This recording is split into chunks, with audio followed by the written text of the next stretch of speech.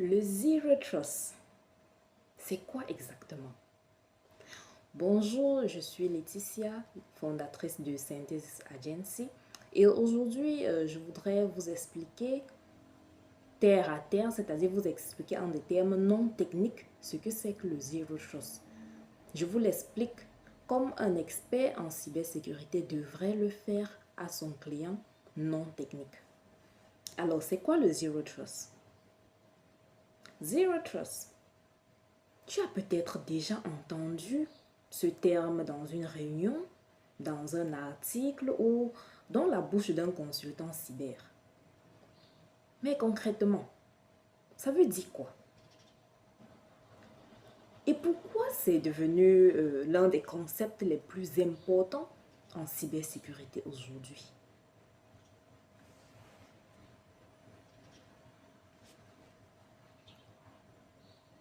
Prenons un exemple. Je vais vous inviter à avoir cette image-là dans la tête.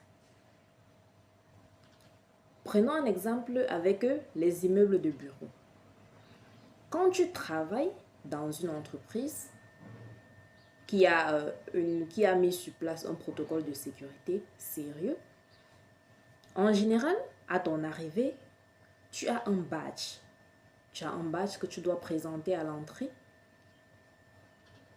Dès que tu entres avec ce badge, tu peux aller dans toutes les autres pièces de l'entreprise sans être à nouveau contrôlé. C'est-à-dire, tu es entré, on a signalé ton heure d'entrée et puis ça va. À l'intérieur de l'entreprise, tu peux te balader partout où tu veux, sans plus avoir besoin d'utiliser ton badge. Le Zero Trust signifie que à chaque porte que tu décides de franchir, tu dois t'identifier. C'est-à-dire, on te redemande de te justifier chaque fois que tu essayes de traverser une porte supplémentaire qui n'a rien à voir avec où tu es censé être. C'est ça le Zero Trust. Et pourquoi est-ce que le modèle classique ne suffit plus?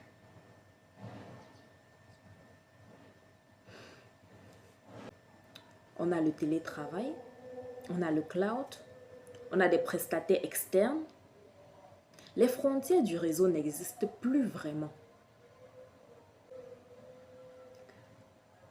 La majorité des attaques utilisent des identifiants légitimes, volés ou compromis.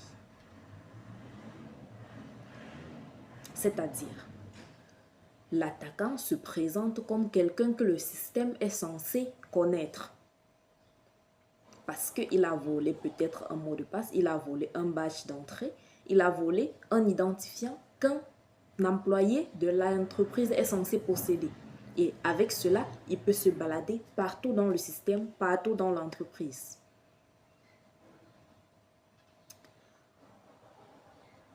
Prenons un exemple. Un employé que son mot de passe a fuité. Dans un modèle classique, l'attaquant peut utiliser ce mot de passe-là pour s'infiltrer dans tout le système. Parce qu'il n'y a pas de vérification à chaque porte, comme c'est le cas avec le Zero Trust.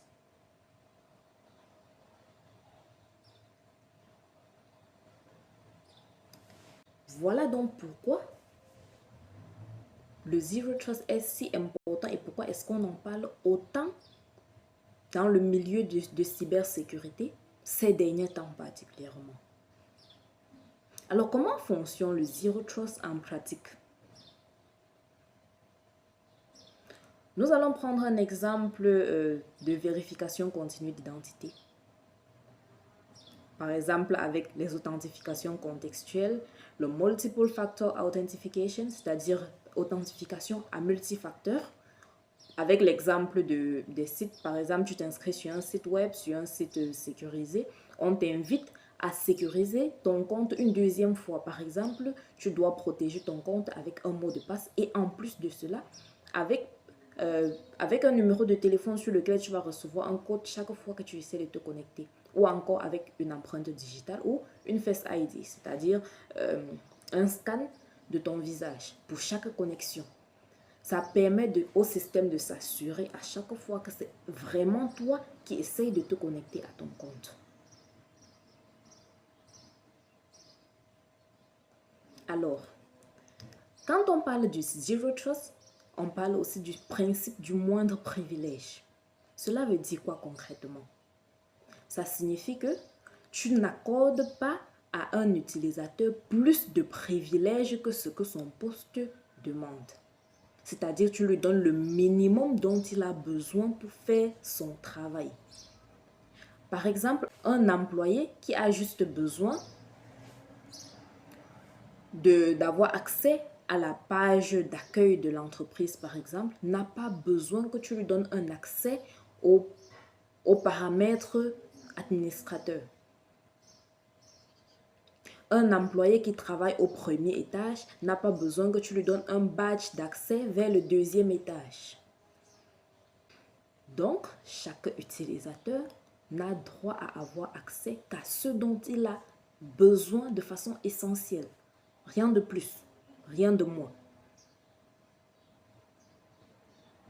Cela permet de surveiller de façon constante les comportements anormaux dans le système. C'est-à-dire, si quelqu'un qui est censé être à l'accueil, si son badge signale qu'il vient d'entrer dans un magasin de l'entreprise, il va falloir qu'il justifie pourquoi est-ce qu'il est entré dans ce magasin.